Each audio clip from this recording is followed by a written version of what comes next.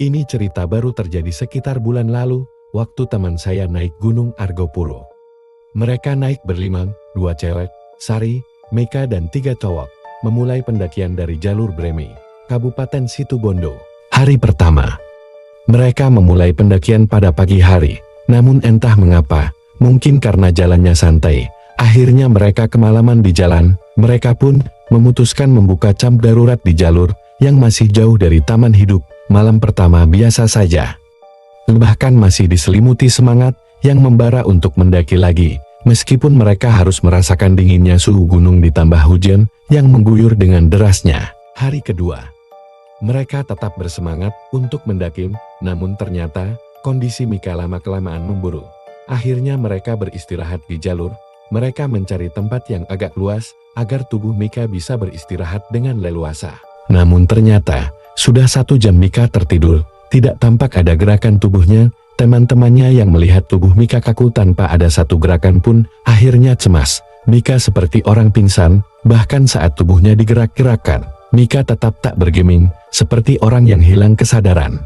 Barulah saat Sari menampar wajah Mika berkali-kali, akhirnya Mika tersadar dari tidur panjangnya. Mika pun merasa tubuhnya sungguh lelah, dan dia hanya tidur sebentar saja.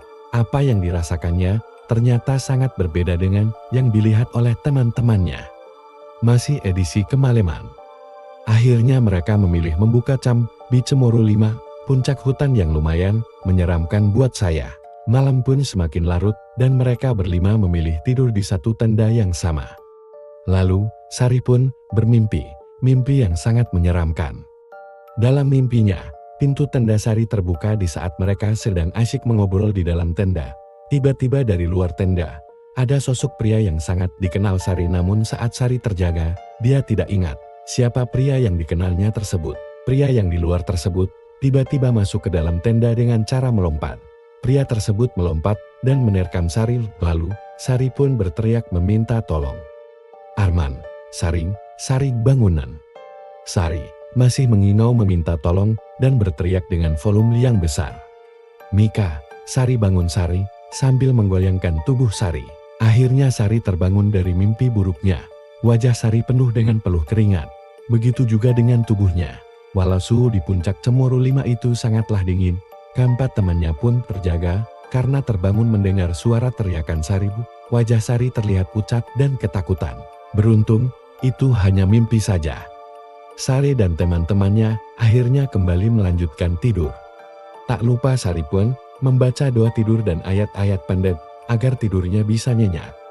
Hari ketiga, mereka akhirnya sukses mencapai ke puncak Dewi Rengganis dan Argopuro. Lalu mereka turun ke Cisentor.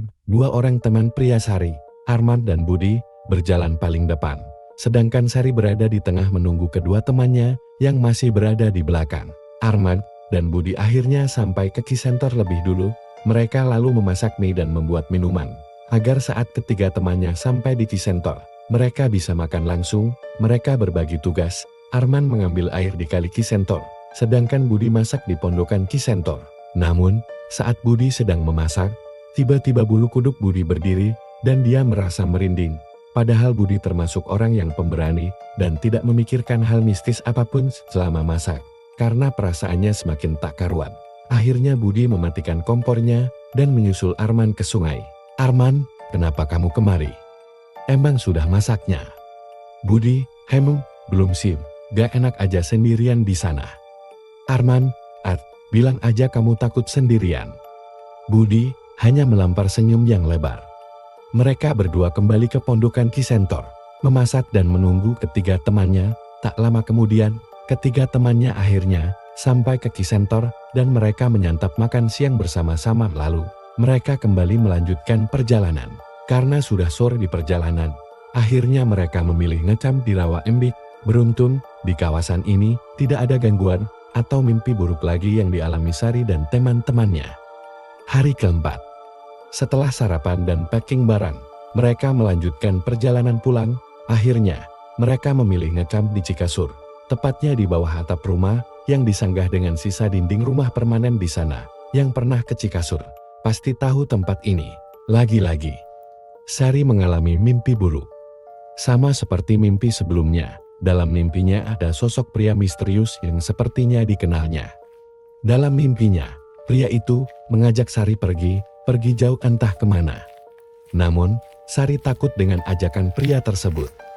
Dalam mimpinya Sari sadar, jika dia ikut pergi dengan pria itu, dia akan hilang dan takkan kembali ke dunia nyata.